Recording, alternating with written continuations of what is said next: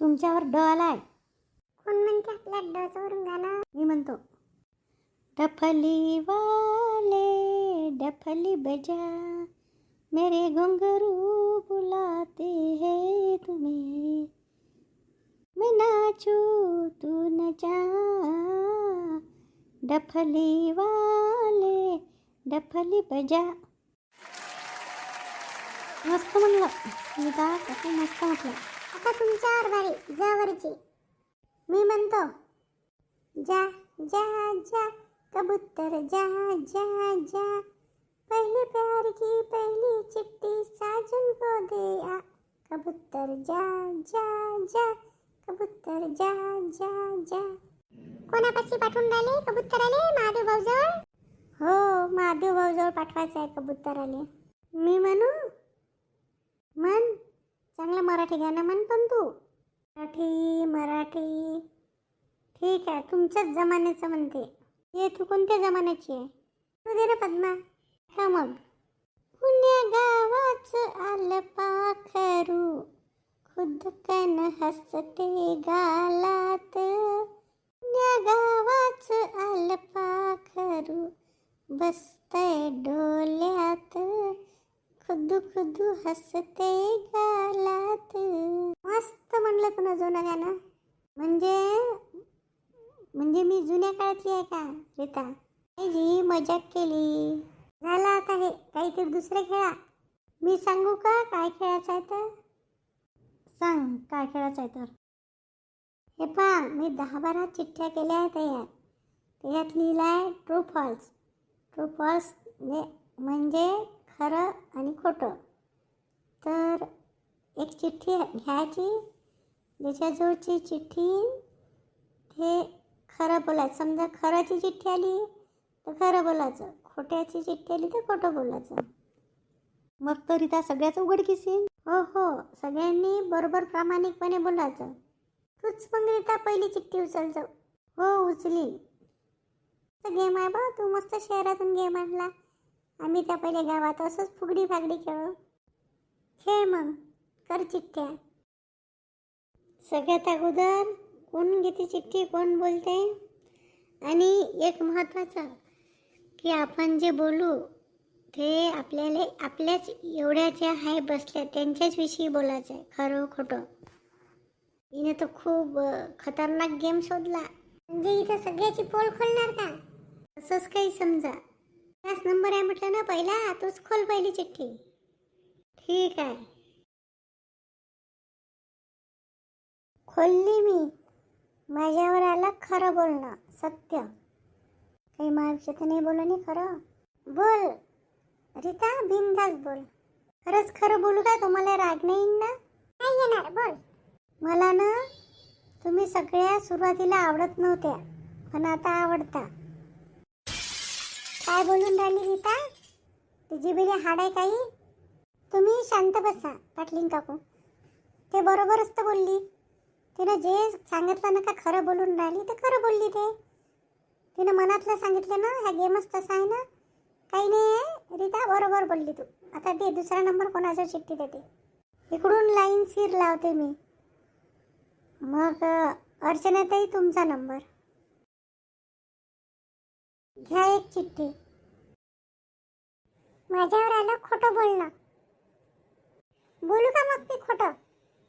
हां बोला अर्चनाताई. माझ्या टेलरिंगच्या दुकानासाठी शांता काकूने जे मदत केली ते मला अजिबात आवडली नाही. काय बोलतो तूस अर्चना? तू काय बोलून राहिली? तुम्ही वाईट कशाला वाटता? त्या खोट्या बोलल्या म्हणजे त्याचे उलट असं पकडा. अरे हो, म्हणजे त्यांना आवडली असं आहे शांता काकू. मी मनापासून आभार नाही मानत, म्हणजे मी खोटं बोलून राहिली.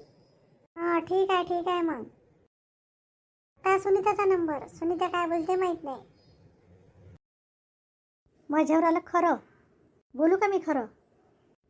मला ना जेव्हा माझ्या घरी माझी नणद आली ती पहिल्यांदा, तेव्हा मला खरंच शांता ताईचा राग आला होता की मला आता जाऊ द्या, नाव नाही घेत मी, पण मी बिघडली होती. तर मला शांता ताई तुमचा खरंच राग आला होता.